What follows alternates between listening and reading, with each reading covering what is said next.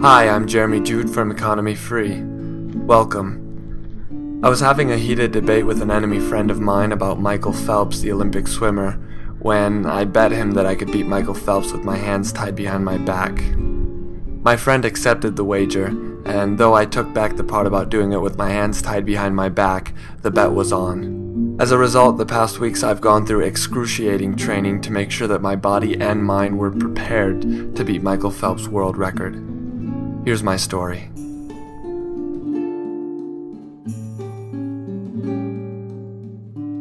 Michael Phelps swims 50 miles a week, training 6 days a week, 6 hours a day. Rumor has it he's a Greek god. I couldn't really imitate this workout because I wasn't as fit as Michael Phelps. Also, to be honest, I wasn't really that passionate about swimming. Instead, I decided to work out 3 days a week. I wasn't trying to outdo Michael Phelps' workout routine, I was trying to outdo his world record. Eventually, I began to focus on my form, using dry land as a building block. These dry swimming sessions would help me discern the difference between dry land and water, which is crucial for a swimmer. After my first week of training, I felt fatigued and brittle. I'd actually lost 10 pounds. I was so mad. I realized Michael Phelps' diet is just as important as his workout routine. He actually consumes 12,000 calories a day, so I thought it'd be best to do the same. After trying to do this for a day, I realized that Michael Phelps is a glutton for punishment, and a straight-up glutton. At a young age, Michael Phelps was diagnosed with ADHD, and judging by his SNL performance, minor retardation. Thankfully, I don't share these problems with Mr. Phelps, but I do suffer with one issue: hydrophobia, otherwise known as the irrational fear of water. I haven't always been hydrophobic. It all started after I was bitten by that raccoon with a mouthful of shaving cream. Why do raccoons need shaving cream anyways? Their facial hair looks fine to me. Completing the water torture techniques in my sink would help me overcome my fear. I knew I would soon be ready to be near water again. Every night for the past week, I've had nightmares about drowning. I was exhausted. Nevertheless, it was time to finally face my fears. Before I became submerged in the water, I wanted to know who I was working with. What makes it tick? Does it have any character flaws? Am I its friend or foe? Who invented it? These were all questions I had to answer to ensure my submersion would go off without a hitch. I would not be taking any risks. Here it was, my first encounter with Mother Water. I knew I was in over my head. Unlike Michael Phelps, however, I didn't need some waterproof iPod to psych myself up. I used my land iPod instead.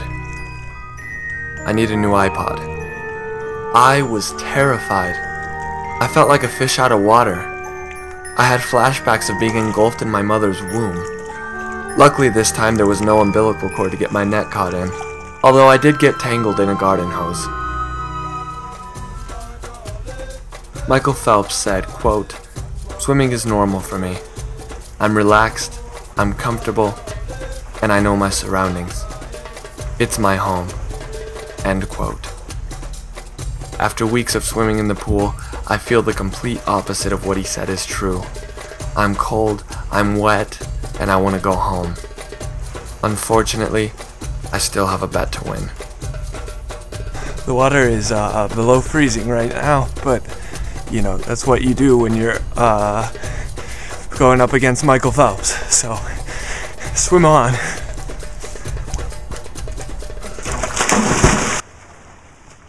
As I swam, I could feel my lungs shrink. It hurt to breathe.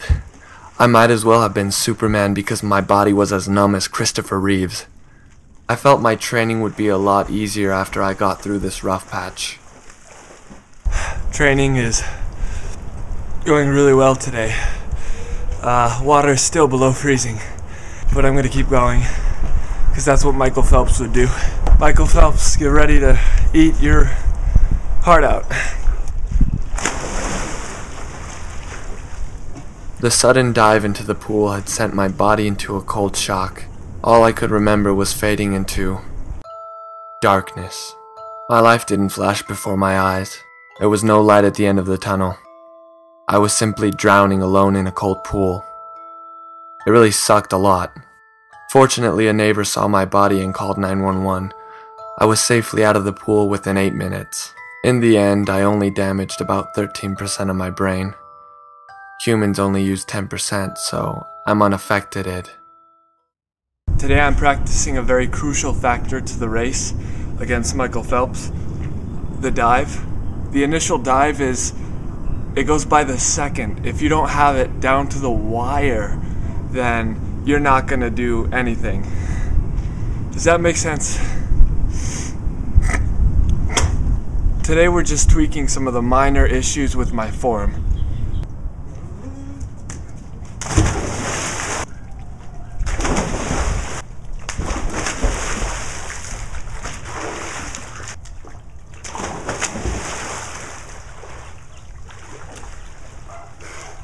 I don't think I've ever hated myself more than I did that day.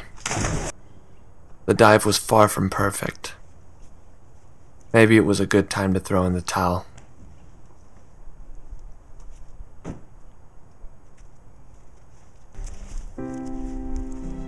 It was the day before the race, and I wasn't sure if I'd go through with it or not. I did some soul searching, but I wasn't able to find my soul. Some people have told me I have no soul. Could you imagine? I thought about all the things I had gone through to get to this point. I remembered the wager. My honor was at stake. And coincidentally, steak was at stake. Loser buys 12 pounds of premium Angus beef. I knew I had to go through with the race. Michael Phelps holds the record for the 100-meter swim at 56.79 seconds. This was the record I came out to beat, and now I was fully equipped to do so. I was so nervous on that day that I threw up everything inside of me, including my stomach acid. Do you know how much that hurts? 3, 2, 1, go. Suddenly I was off, heart pounding, adrenaline flowing, no turning back now. Too much momentum. I wanted so badly to beat Michael Phelps. He was pulled over for drunk driving, you know. How could he be better than me?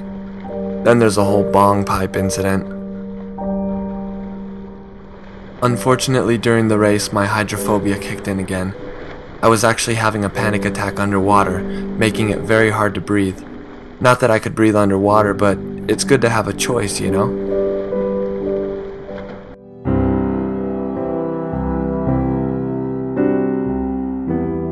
I reached the finish line cold, alone, depressed, and filled with regrets. But I reached the finish line, and that's all that really matters. I could hardly believe that I had actually beaten Michael Phelps. Actually, anyone I talked to could hardly believe I'd beaten Michael Phelps, but they're just jerks. This was definitely the greatest accomplishment of my entire life. I've never done anything more productive in my life ever. Michael Phelps needed 8 gold medals before he knew he was the world's best. I have none, and I already know.